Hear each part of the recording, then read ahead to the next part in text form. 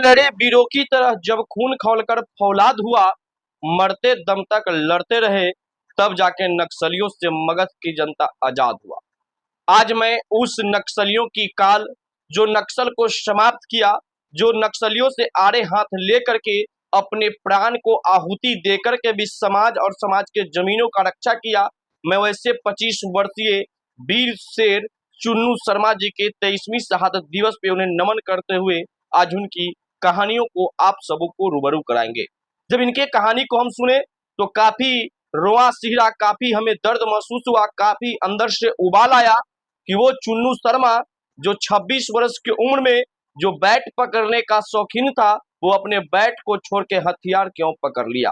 अब चुन्नू शर्मा, जिनके पिताजी हरिनारायण शर्मा जहानाबाद में शिक्षक थे, चुन्नू शर्मा जी ग्रेजुएट की पढ़ाई मगध के गया जिला कॉलेज से कर रहे थे, और जब उनके ही क्षेत्र में तांडव नक्सलियों द्वारा मचाया जा रहा था, लगातार घटना पे घटना घटित किया जा रहा था, खेतों में लाल झंडे गाड़ दिए जा रहे थे, और चुन्नू शर्मा सब कुछ देख करके मौन थे और कुछ न कुछ सीख रहे थे।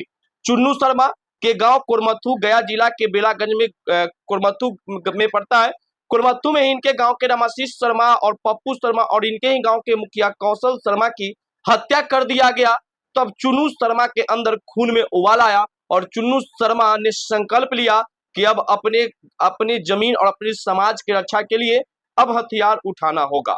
उसके बाद चुन्नू शर्मा गांव आते हैं और गांव आके हथियार उठाते हैं। यह बात नक्सलियों को पता चल जाता है और नक्सलियों उनके ही चुनौती देने के लिए उनके फिर एक गांव में हत्या कर देती है।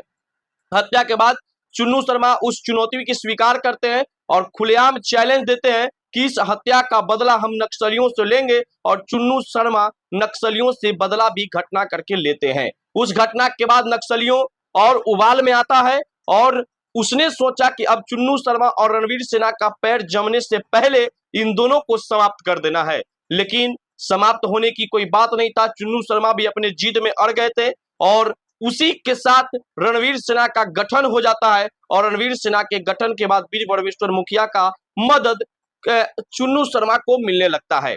रणवीर सेना का बी कमांडर चुन्नू शर्मा बने। मगध क्षेत्र में जो भी घटना घटित होता था वो चुन्नू शर्मा ही उस पे संज्ञान लेते थे और कार्रवाई करते थे। चुन्नू शर्मा की घटना का कितने अंजाम दिए होंगे, चुन्नू शर्मा किस प्रकार से हमारे समाज और हमारे समाज के जमीनों का रक्षा किए, वो आपसे परे नहीं है। किस प्रकार से नरसंहारों का बदला नरसंहार करके लिया, नरसंहार में जितने भी हमारे समाज के लोगों को मारा गया उन सबों का बदला चूर चूर कर चुन्नू शर्मा लिए। एक समय वीर ब्रह्मेश्वर मुखिया रणवीर सेना में जो ब्रह्मेश्वर मुखिया जी का नाम था, उनके नाम से भी ऊपर चुन्नू शर्मा का नाम आने लगा था। और अपने जब जानते ही हैं कि जब अपनों का साथ छूटता है, जब अपनों ही विभीषण बन जाता है, तो कोई किसी भी लोगों की हत्या हो जाती है। चुन्नू शर्मा के लिए भी अपने ही लोग विभीषण बने और चुन्नू शर्मा को पुलिस इनकाउंटर में मारा गया। और चुन्नू शर्मा थे जिनको 2001 में हत्या कर दिया गया। प्रशासन के द्वारा कहा गया कि इनकाउंटर में चुन्नू शर्मा का हत्या हुआ है, जबकि मगध के लोगों का यह कहना था कि चुन्नू शर्मा का हत्या गिरफ्तारी के बाद हुआ है। चुन्नू शर्मा वो नाम जिसको सुन करके नक्सली भी कांपते थे और उस समय के मौजूदा सरकार भी कांपते थे। चुन्नू शर्मा बेलागंज के विधायक सुरेंद्र यादव को भी खुलेआम चैलेंज दिए थे, जिसके कारण सुरेंद्र यादव का सुरक्षा व्यवस्था बढ़ा दी गई थी। चुन्नू शर्मा किसी भी तरह से अपने समाज और अपने जमीनों का हत्या का बदला, जमीनों पर कब्जा का बदला लेने के लिए हर तरीके से तैयार थे। चुन्नू शर्मा सबके सामने टकरा रहे थे। वो 26 साल वाले चुन्नू शर्मा के खून में उबाल था, और ये उबाल था समाज पे घटते घटनाओं को लेकर के, ये उबाल था समाज के ऊपर घटते घटना को लेकर के, समाज पे बढ़ते अत्याचार को लेकर के। और चुन्नू शर्मा ने कहा कि अब समाज के ऊपर अत्याचार को अब नहीं सहेंगे, और उन्होंने खुलेआम नक्सलियों से चैलेंज लेकर के, नक्सलियों को चुनौती देकर के चुन्नू शर्मा लगातार लड़े। इसीलिए कहते हैं कि 26 वर्षीय के हड्डी में उबला खून पड़वाना था।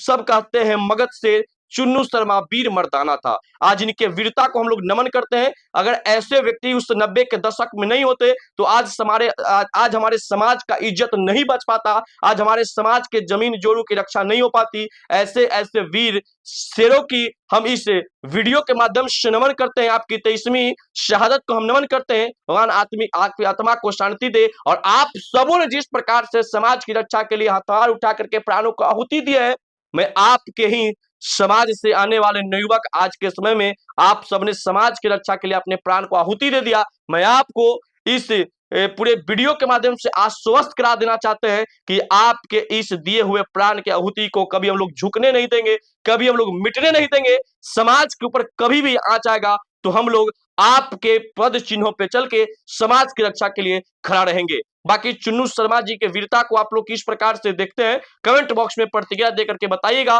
और समाज पे जब भी आंच आए, समाज के स्वाभिमान के साथ जब भी खिलवाड़ हो, समाज के साथ जब भी कोई अन्याय हो, तो आप मुस्तैदी से जिस प्रकार से अन्याय हो उसी प्रकार से सामना करने का काम करें। जय हिंद, जय भारत, जय वीर परमेश्वर मुखिया, वीर रणवीर सेना और वीर चुन्नू शर्मा को नमन है। जय बाबा परशुराम, जय रणवीर।